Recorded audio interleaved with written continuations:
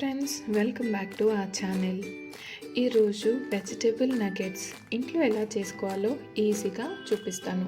కిడ్స్కి అయితే చాలా బాగా నచ్చేస్తుంది. ఫస్ట్ ఒక ప్యాన్లో ఒక 2 టీ స్పూన్ నూనె వేడి చేసుకొని దీంట్లోకి కొంచెం జీలకర్ర అలాగే సన్నగా తరిగి పెట్టుకున్న వెల్లుల్లిపాయని వేసి నేను ఫ్రై చేస్తున్నాను.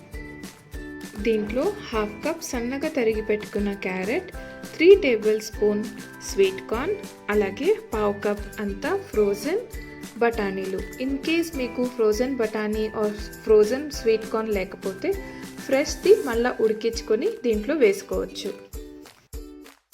దీన్ని ఒక 2 మినిట్స్ ఫ్రై చేస్తున్నా. అన్ని ఫ్రోజన్ కదా, తొందరగా మగ్గిపోతుంది.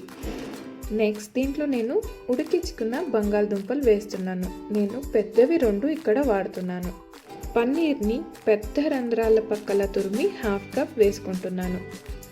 1/2 teaspoon garam masala, 1/2 teaspoon ధనియాల పొడి, అలాగే రుచికి సరిపడా ఉప్పు, ఇంకా 1 టీ స్పూన్ అంతా మిరియాల పొడి వేస్తున్నా. కారం అంతా మిరియాల పొడిదే. దీన్ని బాగా మిక్స్ చేసుకొని మెత్తగా చేసుకుంటున్నాను. నెక్స్ట్ దీంట్లో బ్రెడ్ క్రమ్స్ యాడ్ చేయాలి. నేను ఇక్కడ బ్రౌన్ బ్రెడ్ని పొడిగా చేసుకొని 1/2 కప్ వేస్తున్నాను.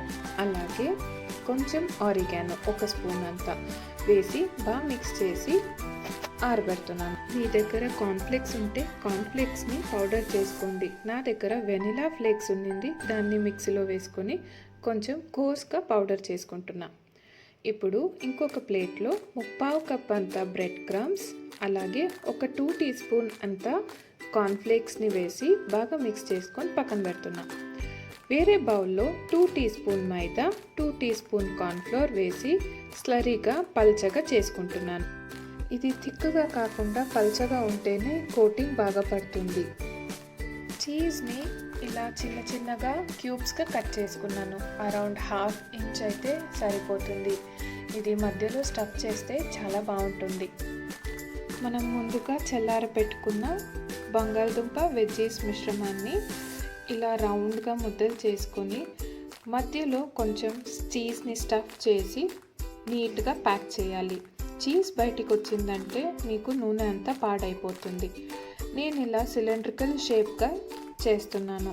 మార్కెట్లో కూడా ఇలానే దొరుకుతాయి కదా. ఇలా అన్నీ రెడీ చేసుకుని ఒకే బారి ప్లేట్లో పెట్టుకున్నాను. దీన్ని కార్న్ఫ్లోర్ స్లరీలో డిప్ చేసి నెక్స్ట్ బ్రెడ్ క్రమ్స్లో రోల్ చేద్దాం.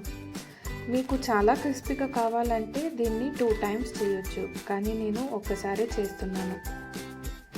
ఈ స్టేజ్లో అన్ని రోల్ చేసుకున్నాక ఫ్రీజర్లో జిప్ లాక్ బ్యాగ్లో స్టోర్ చేసుకోవచ్చు. అప్ టు 1 మంత్ ఇది నిలువ ఉంటుంది. ఆర్ ఈవినింగ్ స్నాక్గా చేస్తున్నారంటే మార్నింగ్ అన్నీ చేసి రోల్ చేసి ఫ్రీజర్లో పెట్టేసి మళ్ళీ ఈవినింగ్ ఫ్రై చేయొచ్చు. నేను దీన్ని 1 అవర్ ఫ్రీజర్లో పెట్టి మళ్ళీ ఫ్రై చేస్తున్నాను. సో దట్ పైన కోటింగ్ అన్నీ బాగా కూడుకుంటుంది. మీడియం ఫ్లేమ్లో 2 మినిట్స్, మళ్ళీ హై ఫ్లేమ్లో 2 మినిట్స్ ఫ్రై చేసి గోల్డెన్ బ్రౌన్ అయ్యాక కెచప్తో పాటు సర్వ్ చేస్తే బాగుంటుంది.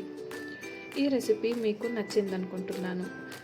ఛానల్కి సబ్స్క్రైబ్ చేసి లైక్ చేయండి. Thank you for watching. Bye.